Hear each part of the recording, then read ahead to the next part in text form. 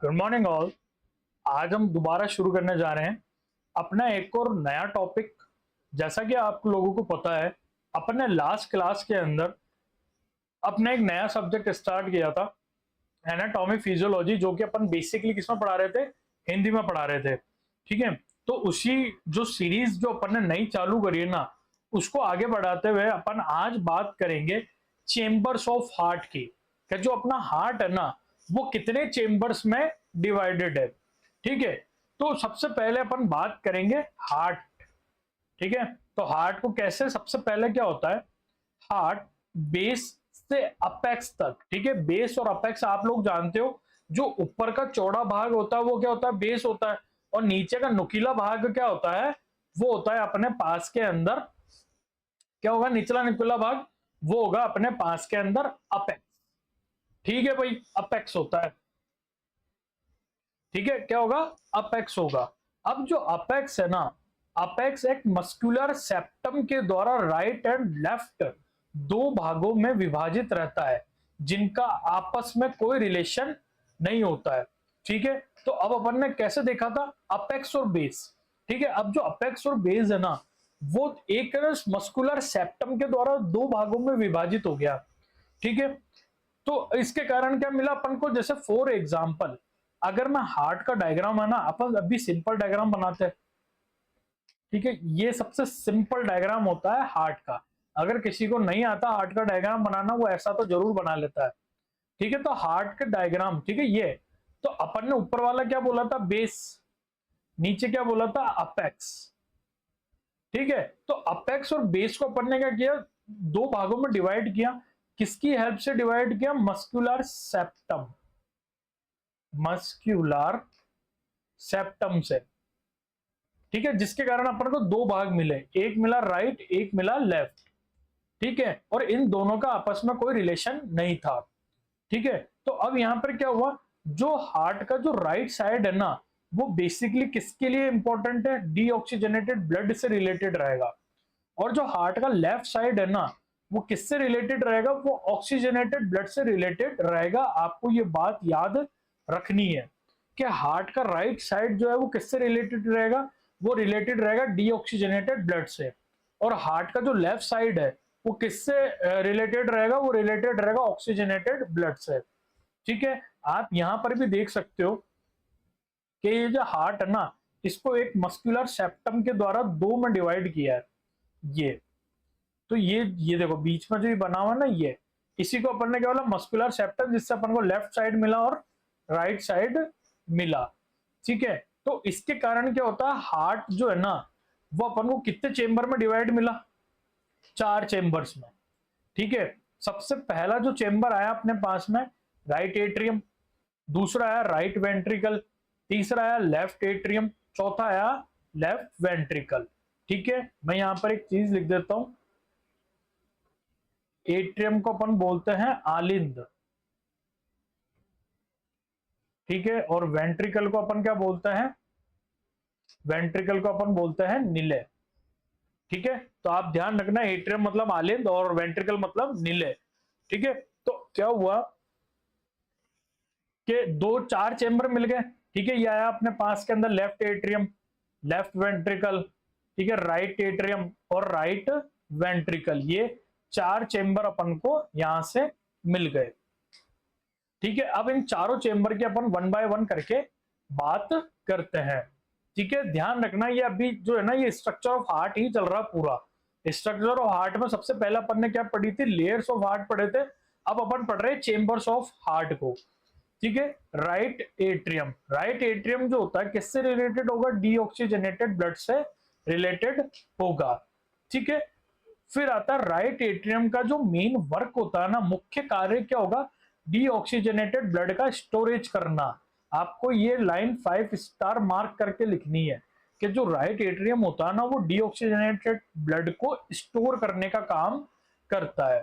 ठीक है, शरीर के विभिन्न भागों से आने वाली दो वेन्स, ठीक है, दो बड़ी वेन्स का फॉर्मेशन करती है, जिसका नाम है सुपीरियर वेना कावा और इंफीरियर वेना कावा। कि जितनी भी पूरे शरीर में जो वेन्स है ना, वो आपस में मिलकर दो बड़ी वेन्स का फॉर्मेशन करेगी, जिसका नाम है सुपीरियर वेना कावा और इंफीरियर वेना कावा। जब अपन सर्कुलेशन पढ़ेंगे ना पूरा, उसमें मैं आपको बताऊंगा ये। तो सुपीरियर वेना कावा और इंफीरियर वेना कावा बनाती है, ठीक है। और जो सुपीरियर वेना कावा और जो इंफीरियर वेना कावा है ना, राइट एट्रियम में दो अलग अलग ओपनिंग से खुलेगी और सारा अपना ब्लड किसमें डालेगी, राइट एट्रियम में डालेगी, ठीक है। इस चेंबर को पंप करने का कार्य बहुत कम करना पड़ता है, अतः इसमें कॉन्ट्रैक्शन कम होता है, जिसके कारण इसकी मेम्ब्रेन कैसी होती है, पतली व कमजोर होती है। इंपॉर्टेंट लाइन है, ये ध्यान रखना कि हार्ट के अंदर सबसे पतली लेयर वाला चेंबर कौन सा होगा, आंसर जाएगा राइट एट्रियम। क्यों? क्योंकि राइट एट्रियम में सुपीरियर वेना कावा और इंफीरियर वेना कावा आके अपना ब्लड डालती है, जिसके कारण उसको हार्ट को कम काम करना पड़ता है, तो इस कारण से वो कमजोर होगा और पतली मेम्ब्रेन होगी, ठीक है। ये बात ध्यान रखनी है आपको राइट एट्रियम के अंदर। अब आता है अपने पास के अंदर राइट वेंट्रिकल। अब राइट वाला हिस्सा है, तो राइट हिस्सा है, राइट एट्रियम से डीऑक्सीजनेटेड ब्लड कहां पर आएगा, राइट आर्टीरियो वेंट्रिकुलर ओरिफिस से होता हुआ कहां पर आएगा, राइट वेंट्रिकल में आकर गिरेगा, ठीक है।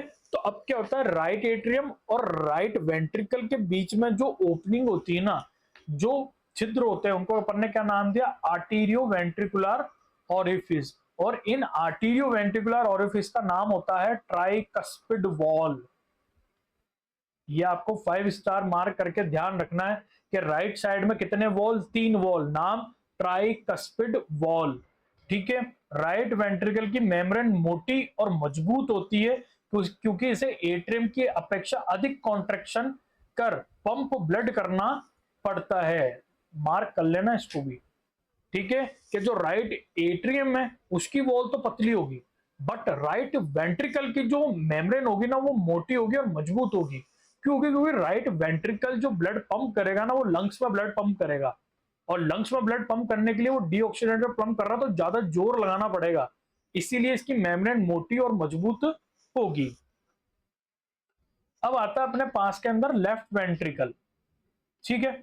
ये आ गया अपने पास में लेफ्ट वेंट्रिकल यहां पे, ठीक है। हार्ट के बाईं भाग का ऊपरी चेंबर, अपन ने थोड़ा गलती हो गई, मैं एक सेकंड चेंज कर देता हूं, इसको यहां पे आना चाहिए था,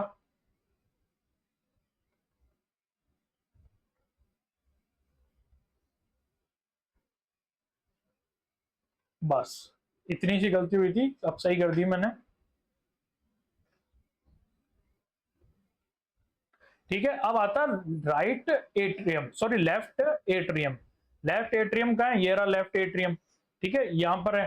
तो हार्ट के बाई, मतलब राइट, सॉरी हार्ट के बाई लेफ्ट भाग का ऊपरी चेंबर क्या कहलाता है, लेफ्ट एट्रियम कहलाता है, ठीक है। राइट एट्रियम से कुछ छोटा होता है, ठीक है, राइट एट्रियम की तुलना में लेफ्ट एट्रियम कुछ छोटा होगा, ठीक है। इसकी मेम्ब्रेन राइट एट्रियम की अपेक्षा कुछ मोटी होगी, ठीक है। और इस चेंबर में 4 ओपनिंग के द्वारा पल्मोनरी वेन्स आकर खुलती है, ठीक है। 4 पल्मोनरी वेन्स होती है अपने, ठीक है। 4 कौन कौन सी होगी, 2 राइट पल्मोनरी वेन्स और होगी अपने पास में 2 लेफ्ट पल्मोनरी वेन्स।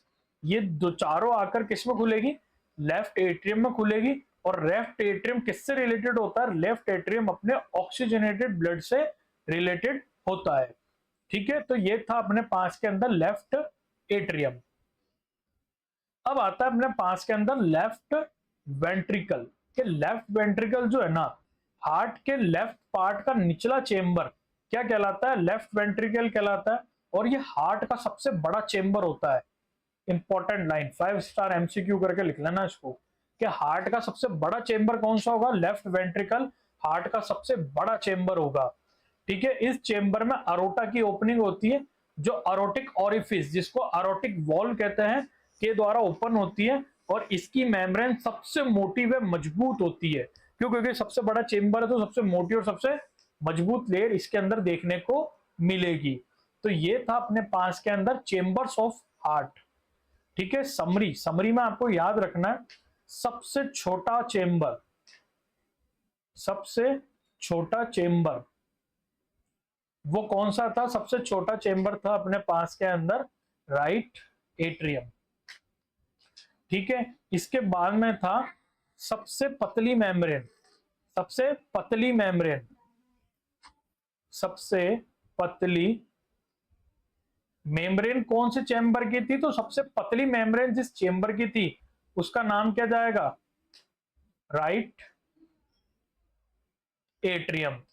ठीक है, इसके बाद में आता है अपने पास के अंदर सबसे बड़ा चेंबर, सबसे बड़ा चेंबर, सबसे बड़ा चेंबर कौन सा होता है? वो होता है अपने पास के अंदर लेफ्ट वेंट्रिकल। ठीक है, और सबसे मोटी लेयर, सबसे मोटी लेयर किसकी होगी? वो भी कौन सा है? Left ventricle. ठीक है, तो ये जो मैं सीरीज बना रहा हूं ना, मैं इसके अंदर एक ये कोशिश कर रहा हूं कि मैं छोटे छोटे पार्ट लेके आऊं और आपको अच्छे से समझा सकूं। आई होप आपको मेरी वीडियो अच्छी लगी होगी। इस वीडियो को जितना हो सके लाइक करना, शेयर करना और चैनल को जितना हो सके सब्सक्राइब करवाना, और साथ में कमेंट करना कि आपको ये जो क्लास मैंने चालू करी है ये कैसी लगी। Thank you.